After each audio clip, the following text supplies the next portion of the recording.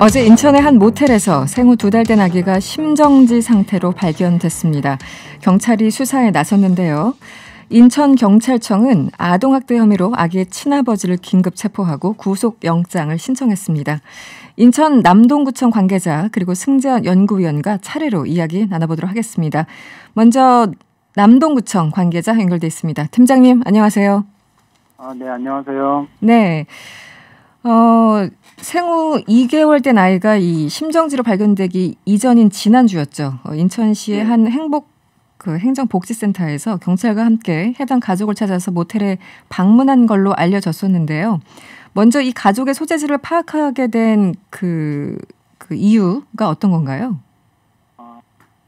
해당 동에서 위기아동 시스템으로 통보된 그 아동에 대해서 수차례 방문 및 유선으로 연결을 해서 안전 여부를 확인하고자 했는데 네. 전혀 집에도 거주하지 않았었고 전화 연결도 안 됐기 때문에 경찰에 소재 수사 의뢰를 요청을 했었습니다. 그래서 경찰에서 공문을 받고 나서 네. 그 아동의 소재를 확인하다가 부평에 있는 모텔에 있는 걸로 확인이 돼서 동행해서 같이 간 걸로 되어 있습니다. 그러니까 아예 처음부터 이 가족에 좀 관심을 기울이게 된 이유가 있었을 텐데 어디서 신고가 들어왔습니까? 어떤 상황인가요? 그건 아니고요. 이 보건복지부에서 분기별로 매 분기 초에 위기아동 시스템이라는 이 아동 행복 지원 시스템이라는 게 있어요. 그래서 네. 여기에 아동들이 혹시라도 안전이나 이런 생활하는데 무슨 위기 사유가 있나 네. 이런 것들을 주기적으로 이제 각 지자체에 통보를 해주고 있거든요. 네. 통보된 그런 아동들에 대해서는 해당 동 행정복지센터에서는 네. 확인하고 그거에 대해서 결과를 보고하게 되어 있어요. 지난 6일에 이 행정복지센터 관계자와 경찰이 함께 모텔을 방문한 거죠? 네네. 네. 그 당시 아이들의 상태에는 문제가 없었습니까? 그 당시에는 이제 경찰도 함께 아동의 방문했을 때에는 4인이 다 있었던 거죠. 부모님하고 네. 아동 둘이 있었는데 발견 시에는 크게 아동학대 정황이라든가 몸에 상흔이 있다거나 이런 상황은 발견되지 않았습니다. 그래서 그때만 해도요. 네네. 네. 아이의 친모 그러니까 2개월 전에 다른 모텔에서 출산한 걸로 지금 전해지고 있는데요. 그렇다면 아이의 출생 신고는 이루어진 상태였습니까? 네, 출생 신고는 정상적으로 이루어졌습니다. 네. 보통 이렇게 이제 이게 일반적인 경우는 아니잖아요. 모텔에서 아이를 키우는 이런 상황. 네. 그렇다면은 거기서 아무리 이제 아이들의 상태가 괜찮다고 하더라도 출생 신고가 이루어졌다고 하더라도 아이들에게 어떤 조치를 취할 수 있을 것 같은데 그때는 어떤 상황이었습니까? 우선은 아마 이분이 출생을 하고 나서 네. 이분 가구가 주거급여 수급자이다 보니까 네. 출산 지원금하고 어머님이 좀 몸이 불편하다 보니까 산모들한테 별도로 또 지원되는 부분들이 있어요. 네네. 그런 이제 복지급여를 신청하시고 네. 본인들이 살던 집에서 우선 떠나서 이제 다른 곳에서 거주하다 보니까 이런 나머지 부분에 대해서는 말씀을 안 하시고 신청만 하시고 돌아가신 걸로 알고 있습니다. 알겠습니다. 복지센터 관계자와 경찰이 지난 6일 모텔에 방문했을 때 아이 친모가 그 자리에서 경찰에 체포된 걸로 알려졌습니다. 어떤 혐의가 있었던 걸까요? 혐의에 대해서는 정확하게 저희들이 파악한 사항은 없지만 네. 금전적인 문제로 인해 가지고 수배가 되어 있다는 사항까지만 알고 있습니다. 네, 그래서 그거를 이제 확인하고 그때 마침 경찰이 있었기 때문에 체포를 한 거다 이런 상황인가요? 예. 알겠습니다. 어쨌든 아이의 친부 같은 경우는 이제 어쨌든 아내가 구속된 이후에 아이들을 2명 다 기르기가 너무 힘드니까 네. 가정을 위탁할 곳을 좀 찾아달라 요청했다고 전해지고 있는데요. 친부의 요청 사항은 구체적으로 어떤 거였습니까? 우선은 저희 이런 가정위탁 신청을 받게 되면 네. 우선적으로 저희 이제 행정기관 입장에서 원가정 보호가 가장 우선이지만 네. 이 가정 같은 경우에는 아버지 혼자서 두 아동을 양육하기에는 현실적으로 어려운 점이 너무 많다고 판단이 돼서 네네. 저는 가정위탁을 저희들이 이제 추천을 드리면서 이 부분에 대해서 안내를 해드렸었던 부분이거든요. 네. 이 가정위탁이 신청한다고 해서 이제 바로 그 1대1 매칭이 될 수 있지는 않고요. 네. 저는 그 위탁 가정을 섭외가 돼서 연결이 돼야만 이제 매칭이 맺어져서 이제 그 가정위탁이 이루어질 수 있는데 그 부분이 조금 보통 한 달이 걸리다 보니까. 보통 한 달이 걸립니까? 네네. 네. 그러니까 친부는 어쨌든 아이 2명을 키울 수가 없으니까 벅차니까 가정 위탁할 곳을 요청한 건 맞는데 최소한 한 달 정도 시간이 걸리니까 그 시간적인 갭이 있었던 거군요. 이번 사태 발생할 때까지. 그 시간적인 갭이 있다가 그 위탁 가정이 이렇게 연결이 됐었는데 그 부분이 조금 위탁을 신청하신 분이 취소를 하시는 그런 상황이 발생이 됐어요. 네네.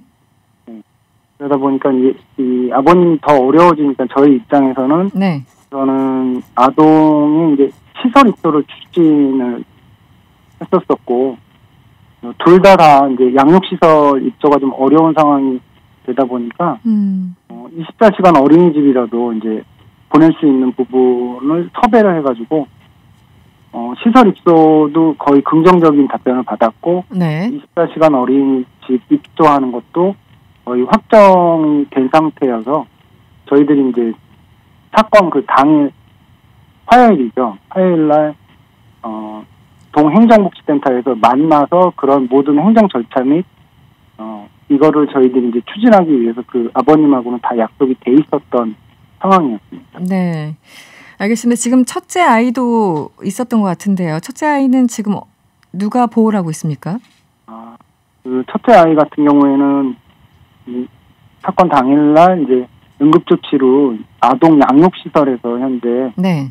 지내고 있는 상황입니다. 네, 알겠습니다. 오늘 말씀은 여기까지 듣겠습니다. 고맙습니다. 네, 감사합니다. 네, 지금까지 인천 남동구청 관계자였습니다. 이어서 국무조정실 아동정책조정위원을 맡고 있는 한국형사정책연구원 승재현 연구위원과 인터뷰 나눠보도록 하겠습니다. 옆에 나와 계신데요. 어서 오세요. 네, 안녕하십니까. 네. 지금 뭐 여러 가지 짚어볼 게 많습니다. 먼저 2개월밖에 안 된 정말 아기입니다. 네. 심정지 상태로 발견된 데다가 이 청색증까지 있었다 이런 보도가 나왔는데요. 지금 아이 상태는 어느 정도인가요? 병원에서는 원래 골절이 있는 정도의 위험한 상태여서 네. 이제 어느 정도 이제 응급적으로 MRI, CT 같은 걸 촬영했는데 이제 골절은 아니고 이제 출혈이 뇌가 좀 부었는 상태. 그래서 지금 중환자실로 갔는데 저도 오기 전까지 네. 사실 뭐라도 속보가 하나 올라오고 이 아이의 생명이 조금이라도 의식이 돌아오는 그런 좀 건강이 좀 회복되는 그런 게 좀 있으면 좋겠는데 아직까지는 특별하게 그런 어떤 건강이 회복됐다는 기사는 아직은 없는 듯합니다. 그리고 네. 이게 청색증이 나왔다는 건 어떤 건가 하면 보통 우리가 심 딱 정지가 되면 CPR을 하잖아요. 네네. CPR을 하는데 그 사이에 계속 호흡이 정지돼가 있으면 몸 전체가 파랗게 변해요. 이제 산소가 들어오지 않아서 그래서 몸 전체가 일정 기간 이제 좀 호흡이 정지되어 있는 상황이 조금 길지 않았는가. 저희들이 뭐 오늘도 제가 의사들한테 물어봤을 때 가장 이제 걱정되는 게 그 시간이 조금 길어지면 네. 아이가 회복되더라도 조금 후유증이 남을 수 있는 부분이 있어서 뭐 기도하고 있습니다. 정말 이런 것 없이 정말 건강하게 다시 국민의 품으로 좀 돌아왔으면 좋겠다 이런 생각합니다. 이 지금 이제 아이의 아버지 같은 경우도 여러 가지 뭐 힘든 상황이었겠죠. 아내는 구속되고 두 아이를 그렇죠. 더군다나 모텔에서 기른다는 게 사실은 상상하기 어려운 일인데 딸아이를 들고 있다가 실수로 벽에 부딪혔다 이렇게 주장을 하고 있다면서요. 네, 발견 당시 아이 상태와 이 친부의 주장은 어떻습니까? 뭐 사실 이제 119 이런 게 이제 저희들 수사 공부 때문에 저희들한테 전혀 이제 내용이 나오지 않아서 네네. 이런 부분이 너무 아쉬운데 119가 분명히 왔을 때 아이에 대한 건강을 체크를 했을 거고 지금 병원에 갔잖아요. 병원에 네. 가면 2개월 아이면 걷지 못한다고요. 그렇죠. 걷지 못하면 아이가 부딪히더라도 두개골이 이렇게 부딪혀서 이렇게 상처가 남지는 않아요. 네네. 그렇기 때문에 이게 떨어진 상처 아니면 이제 그 친부가 이거는 우리가 확인해야 되겠지만 지금 이제 구속영장이 나왔으니까 아동 학대를 통한 두개골에 대한 어떤 폭력을 살펴야 되는데 분명히 이제 소아과 의사들이 그 병원에서 들어갔을 거예요. 들어가서 거기에 대한 판단을 했을 겁니다. 판단을 했고 저희들이 구속영장을 청구하기 위해서는 형사소송법 70조에 따라서 범죄 사실의 소명이라는 게 있어야 되는데 경찰의 입장에서 분명히 지금 아동 학대 중상해죄로 지금 이제 범죄 혐의를 살펴보고 있으면 그게 폭행으로 인해서 사람의 생명에 위험을 가했다. 이게 이 범죄의 구성 요건이거든요. 그러면 분명히 떨어져서 실수로 그 부분이 다쳤는 게 아니라 일정 부분 유형력의 행사가 있었지 않았느냐. 아직까지 이제 영장실질 심사가 이제 진행되는 과정에서 좀 나와야 될 건데요. 만약에 친부가 정말 아이에게 이런 어떤 폭행을 했다면 그 부분은 용서받을 수 없는 부분이고 아무리 친부가 유아에 대한 스트레스가 있다 할지라도 이건 정말 부모가 아이를 지켜줘야 되는 거거든요. 말도 안 되는 상황이죠. 그래서 이 부분은 조금 지켜봐야 되지 않을까라는 생각을 합니다. 근데 지금 실수로 벽에 부딪혔다고 주장을 하는데 이제 보통 아이들이 다치는 경우 보면은 이렇게 높은 데 있다가 예를 들어 침대에서 구른다던가 이렇게 떨어지는 경우는 있지만 더군다나 2개월짜리 애가 뭐 달리다가 그럴 수도 없고요. 벽에 부딪힌다라는 건 일반적이지 않고요. 또 하나는 저도 이제 아이 키우는 사람들 이제 얘기를 들어보면은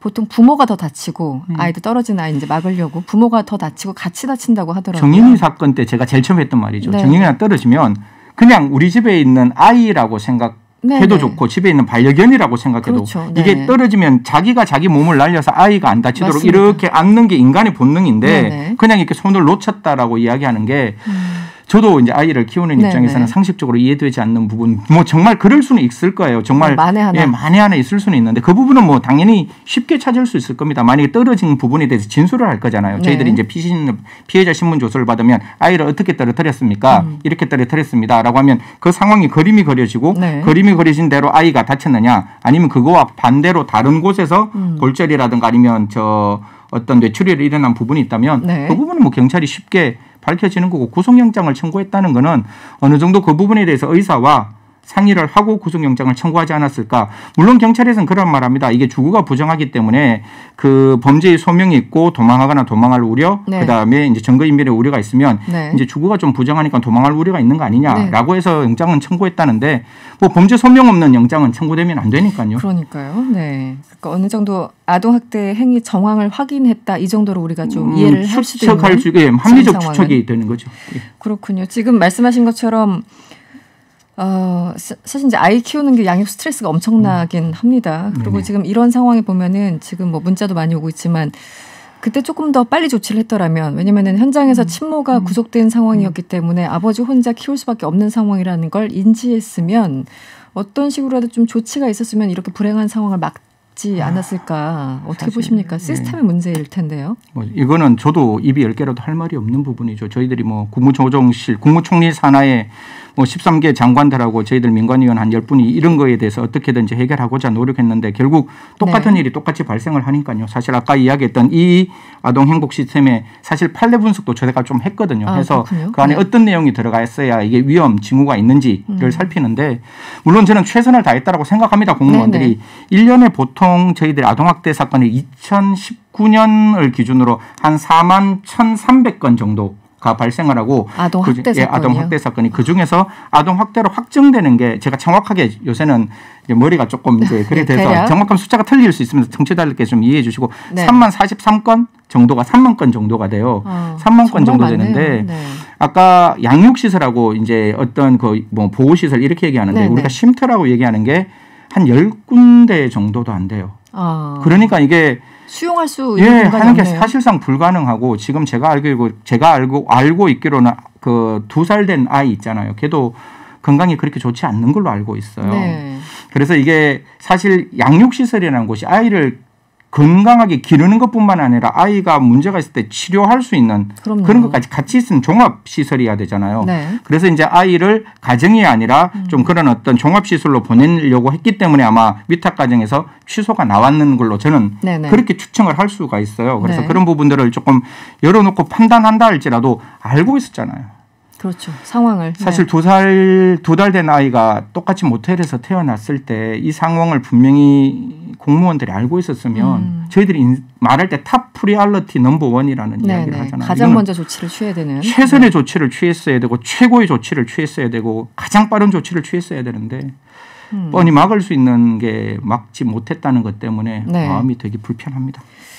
이게 사실 이런 사건 볼 때마다 느끼는 거는 아이 뭐 무조건 놔라라고 얘기를 하는데 그게 얼마나 허황된 구호인지 오히려 무책임한 건지 다시 한번 네. 확인하게 됩니다.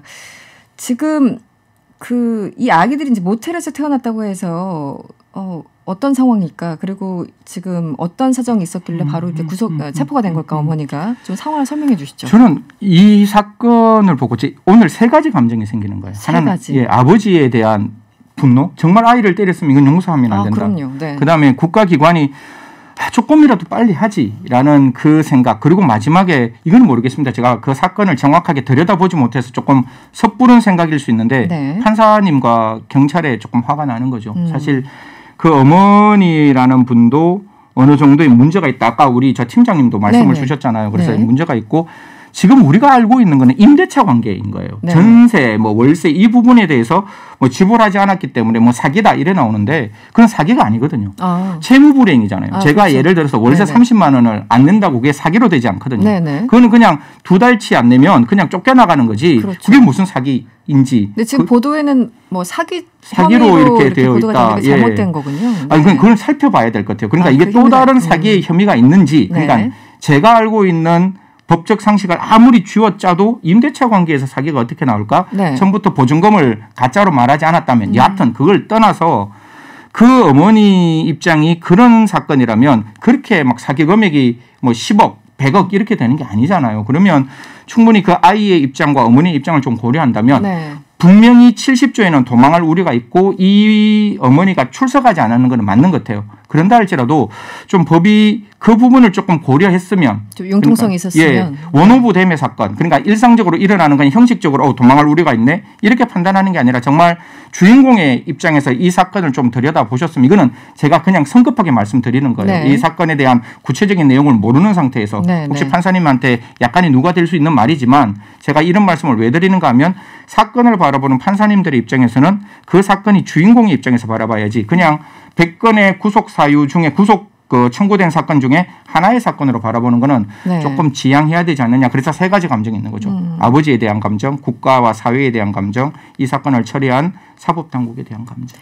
그러니까 이게 무슨 정말 엄청나게 보이스피싱 같은 사기를 범한 것도 아니고 이제 형편이 어려워서 몇 달 돈을 못 냈을 뿐인데 그럴 수 있을 거라고 추측을 한다면 그러면은 아기도 지금 2개월 된 아기가 있고 또 아이도 있고 2명이나 키워야 되고 이런 상황을 좀 감안했을 때 과연 바로 그렇게 즉시 체포를 했었어야 하는 건가 이런 예, 그러니까 그 사건이 만약에 제가 잘 몰랐다면 네. 기자님들이나 법원에서 좀 그 이유를 좀 말씀해 주셨으면 하는 거죠. 국민들 입장에서는 이게 모든 댓글을 제가 오면서 봐도 네. 이 사건에서 왜 어머니가 이렇게 구속되어야만 하느냐에 대한 국민들의 궁금증이 있는 거예요. 네. 그 궁금증은 분명히 법원이나 그다음에 기자님들이 좀 풀어주셨으면 하는 마음입니다. 알겠습니다. 이게 사회에 온갖 그 여러 가지 어떤 뭐 음영과 뭐 문제 이런 것들이 다 이제 깃들여진 어떤 사건 같기도 한데 지금 코로나19 사실 좀 장기화하면서 좀 결이 다른 질문이긴 합니다만 이 가정 내에서 어떤 폭력이나 이런 것들도 많이 부각되고 있잖아요. 이제 외부에 나가지 못하고 맞습니다. 뭐 이런 것들 집안 내에서 네. 이 범죄 양상에도 조금 차이가 있을 것 같은데 이전과 그 위원님 보시기에 어떤 차이가 좀 있을까요? 이게 올 초에도 이제 네. 이것 때문에 제가 조금 기고도 하나 했었는데 강력 범죄는 분명히 줄어들어가요. 이게 일상생활 이론이라 그래서 많이 만나면 범죄가 많이 발생하는데 네네. 많이 안 만나다 보니까 당연히 뭐 강도, 절도, 뭐 그다음에 뭐 강간, 살인 이런 건 분명히 강력 범죄는 줄어들어가는데 네. 이게 안 만나다 보니까 네. 비대면 접촉에서 발생할 수 있는 가장 대표적인 게 가정폭력, 네. 아동학대 사건. 그렇죠. 네. 이건 사실 안에서 이렇게 들여다보지 않으면 이 사건은 절대로 표시나지 않는 사건들이거든요. 네. 그리고 또 코로나19 때문에 저희들이 적극적으로 가서 그 아이에 대한 상황을 확인하라고 이야기를 하는데 사실 못 가는 부분도 분명히 있어요. 그렇기 때문에 이런 부분에 대한 어떤 그 아동학대가 발생할 수 있는 가능성은 코로나19에서는 반드시 비례적으로 증가할 수밖에 없다. 이뿐만 아니라 가정폭력도 비례적으로 증가할 것이다라는 것은 그냥 범죄를 지금까지 연구했는 학자의 입장에서는 네. 어느 정도 합리적인 이유가 있다. 합리적이다. 이렇게 생각하는 거죠.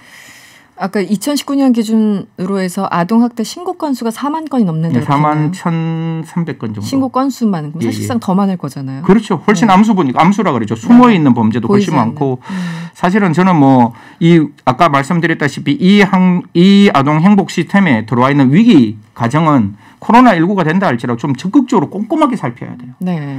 아이의 생명은 전 지구상의 어떠한 가치와 이념보다 높은 거잖아요. 그렇죠. 그리고 그 아이는 우리가 보호하지 않으면 스스로 존재할 수 없는 거거든요. 네. 그렇기 때문에 국가는 좀 적극적으로 이 부분에 대해서 좀 이렇게 움직여줬으면 뭐 저희들 많이 이야기하잖아요. 뭐 저희들 뭐 재난지원금도 주고 뭐 이런 이야기도 있는데 그것뿐만 아니라 아동에 대한 관심 사실 표가 안 되기 때문에 국회의원들도 관심을 안 가지시는데 정말 좀 따뜻한 마음으로 관심 가져주시고 네. 국가에서도 좀 신경 써줬으면 좋겠습니다. 좀 과잉이다 싶을 정도로 아이에 대해서는 보호를 해야 되는데 네. 아직 많이 미흡합니다. 9187님번님 문자 주셨는데 조금만 빨리 입소시켰으면 좋았을 텐데 진짜 안타깝습니다. 네. 이런 문자 주셨고요. 아이인님께서는 신생아를 두고 엄마를 긴급 체포하다니요. 법은 엄중하지만 다른 방법은 없었을까요? 이렇게도 많시다네. 구속까지 가는 게 전 정말 이해가 안 돼요. 구속을 하면 네. 이게 긴급 체포는 48시간 이내에 풀려날 수 있는데 구속을 하면 이 재판 끝날 때까지 이 부모는 못 나오는 거거든요. 네. 그래서 그 부분에 대해서는 지금 오면서 아무리 머리를 짜서 왜 이게 합리적으로 구속이 됐을까? 딱 이유는 하나밖에 없거든요. 도망하거나 도망할 우려, 출석하지 아니하였다. 그런데 그 사유를 조금 들어봤으면 싶은 그런 생각은 있는 거죠. 알겠습니다. 여러 가지 좀 안타까운 사연들이었네요. 네, 오늘은 여기까지 듣겠습니다. 지금까지 승재현 형사정책연구원 연구위원이었습니다. 오늘 고맙습니다. 네, 고맙습니다.